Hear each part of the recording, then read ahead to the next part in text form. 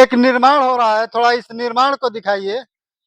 जब मैं इधर से गुजर रहा था तो इस निर्माण को देखकर मैं सहसा यहाँ पर रुक गया और निर्माण से संबंधित बातें हुई तो पता चला कि यहाँ छठ के आयोजन के दौरान जो है कि यहाँ पर पोखरा का निर्माण नहीं था, जहाँ छठ व्रती जो है अर्घ दान में जो है कि दिक्कत हो रही थी।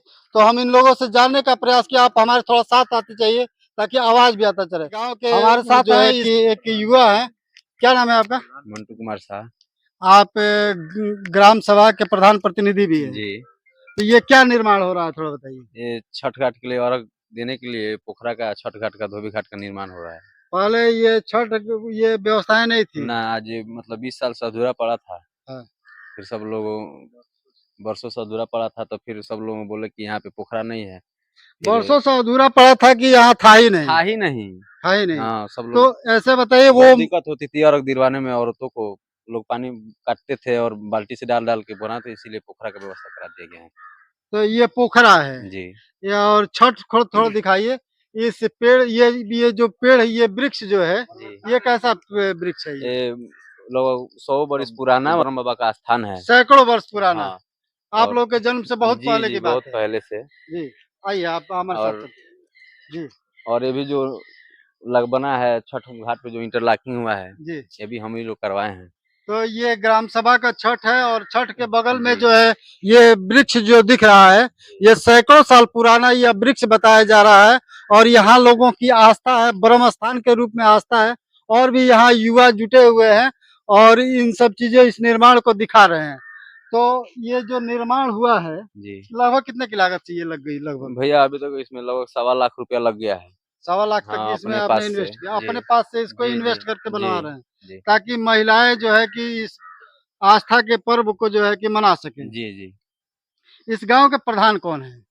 श्रीमती उर्मिला देवी माता जी। आपकी माता जी प्रधान हैं जी। और आप संरक्षण का काम करते हैं और देखभाल करते हैं, प्रतिनिधि के तौर पे ये काम करवा रहे हैं। इसका जो है कि कैसे मन में आया कि हम ये निर्माण करवा दें? जैसे हम जब भी यहाँ आते थे तो देखते थे लोग ऐसे बड़ा कुदार से छोटा सा गड्ढा काट के और मतलब पानी डाल के बाल्टी से लोग करते थे। फिर हम सोचे कि उसको बनवा दिया जाए तो हरदम के लिए अच्छा हो जाएगा। ऐसा तो नहीं है कि आगामी प्रधानी को देखते हुए आप कुछ नहीं, ऐसा कुछ नहीं है। आस्था से प्रेरित है। जी। आपके घर में महिलाएं पर्व मनाती हैं? हाँ, सब लोग। लगभग कितने लोग जो है कि यहाँ इस छठ घाट पर आते हैं और कितने की भीड़ होती है? 241 छठ माँ की वो प्रतिमा है जो हम लोग छठ बोलते हैं और यहाँ पे कम से कम 1200-1400 लोगों की 1200-1400 लोगों की भीड़ होती है। जी। 12-14 और भी यहाँ कुछ लोग हैं, हम उन लोगों से भी बात करेंगे, देखेंगे कि क्या कुछ है। आपका परिचय क्या हुआ, अपने से बता दीजिए। हालांकि मैं आपको पहचानता हूँ लेकिन दर्शकों के लिए आप अपना परिचय। हमारा नाम है अकुल प्रसाद गौड़। यहाँ के प्रधान श्रीमती उर्मिला देवी हैं, उनके हम पति है, प्रतिनिधि हम करते हैं। आप उनके पति हैं, वो आपकी पत्नी जी है? जी जी।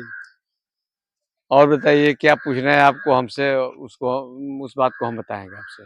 हमें ये पूछना है कि ये निर्माण जो हो रहा है, वर्षों से ये निर्माण नहीं था। वर्षों से नहीं, सदियों से है। सदियों यहाँ ये ब्रह्म स्थान जो है, माने हमारे पूर्वजों के, अब ये नहीं जानते हैं कब से है, लेकिन हमारे बाबा दादा परदादा जो थे उन सबके पहले से ब्रह्म स्थान है।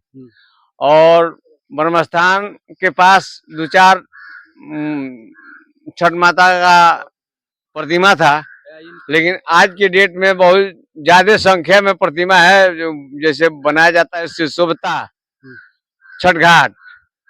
तो हमारे जितने ही माताएं आती है, पहले से आती थी, तो छठ घाट अर्घ दिलवाने के लिए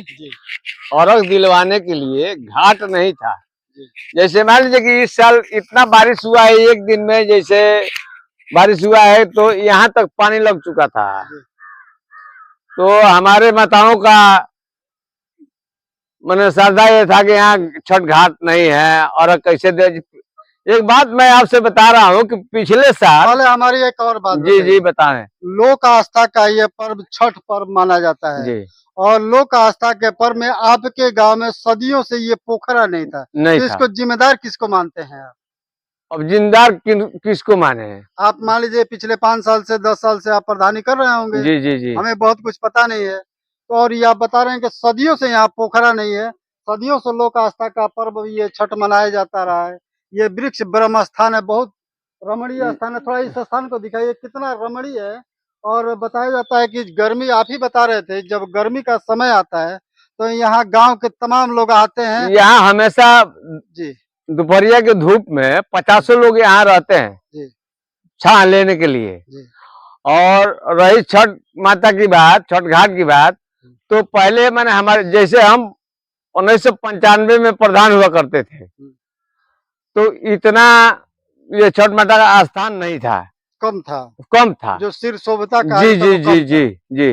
लेकिन जब हम इस रेजिंग में प्रधान हुए हैं, तो हमें भी तरस ये आया है कि हमारे माताएं जो आती है, जैसे मान लीजिए एक बात मैं आपसे बता रहा हूँ कि पिछले साल यही इस गांव के नवयुवक लोग माताओं के अर्घ दिलवाने के लिए, छठ की पूजा में अर्घ दिलवाने के लिए अपने हाथ से एक कच्चा पोखरी का निर्माण किए थे, अपने हाथ से खोद करके छोटा सा गड्ढा, उसमें माताएं हमारी गई अर्घ दिलवाने के लिए। तो एक माताएं का मंगलसूत्र उसी में गिर गया, उसी में गिर गया, और एक माताएं का पायल गिर गया।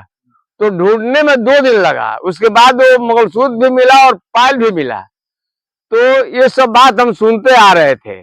हमारे एक सहयोगी हैं, हमारे ही गांव के अनिल यादव जी, तो हमको सलाह दिए कि प्रधान जी वो यदि हो जाएगा तो सबसे अति उत्तम रहेगा।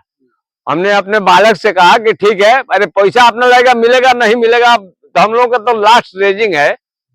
जैसे मान लीजिए कि हम प्रधानी का लास्ट समय चल रहा है, तो हम करा देंगे, अपने ही पैसा से करा देंगे, नाम तो हमारा ही रहेगा। हमारे माता जो आती है छठ पूजा में और दिलवाती है, तो जानेगी ना कि फला ने करवा दिया। हमको गाली देकर भी कहेगी, तो कहेगी कि फला ने ये करवा दिया है, तो भी हमको वो आशीर्वाद है, आशीर्वाद ही।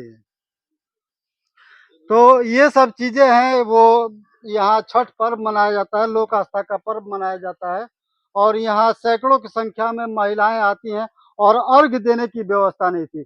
ऐसे में प्रधान को ये सुझाव मिलता है, इसी ग्राम सभा के निवासी हैं अनिल यादव, जो कि हमारे कैमरे के पीछे काम कर रहे हैं, उनको सहसा आता है। वो प्रधान जी से कहते हैं कि यहाँ एक जो है कि एक पोखरे का निर्माण होना चाहिए, औपचारिक तौर पर ही सही, ये पूर्ण रूप से पोखरा नहीं है, तो ऐसा एक निर्माण होता है ताकि व्यवस्थाएं चल सके और लोक आस्था में एक ये सहयोग माना जाएगा। और ये पोखरा का निर्माण हो चुका है, महिलाएं आएंगी और यहाँ अर्घ देंगी। हम एक चीज और बात करेंगे प्रधान जी, मेरी इच्छा माने तो इसके बीचों बीच मैं चाहता हूँ कि एक अच्छा सा छठ प्रतिमा हो, ताकि एक ये प्रतीक बन सके। तो क्या ऐसा नहीं हो सकता है? हो भी सकता है। तो एक वादा करिए कि आप इसको बनवाएंगे, कब तक बनवाएंगे आप हमें बता दीजिए। इसी समय बनवा देंगे, इसी समय बनवा। हाँ, हम अपने माताओं के लिए हम कुछ भी कर सकते हैं। आप लोगों को ये सुझाव अच्छा लग रहा है? बहुत बढ़िया लग रहा है। आपका क्या नाम है? प्रहलाद यादव दनियाड़ी। ये सुझाव अच्छा है कि इसके बीचों बीच एक प्रतिमा बन जाए, ताकि जी। एक प्रतीक के रूप में रहे। जी जी, बहुत बढ़िया ये रहेगा। सुझाव अच्छा है, बहुत बढ़िया है। और क्या चाहते हैं, इसका कुछ और सुंदरीकरण होना चाहिए? जितना है बहुत बढ़िया है। फिलहाल ये जितना है, इनका कारण, यहाँ के लोगों का कहना है, पहले कुछ नहीं था, अब जो कुछ भी है अभी के लिए बहुत संतुष्टि है। और यहाँ एक छठ प्रतीक बनना चाहिए, ताकि जो भी महिलाएं वहाँ छठ से आए तो यहाँ भी छठ को देखें, और जो है कि हृदय की जो अभिलाषाएं हैं वो जो है कि छठ माता से कर सकें। आपका बहुत बहुत धन्यवाद। मैं विकास।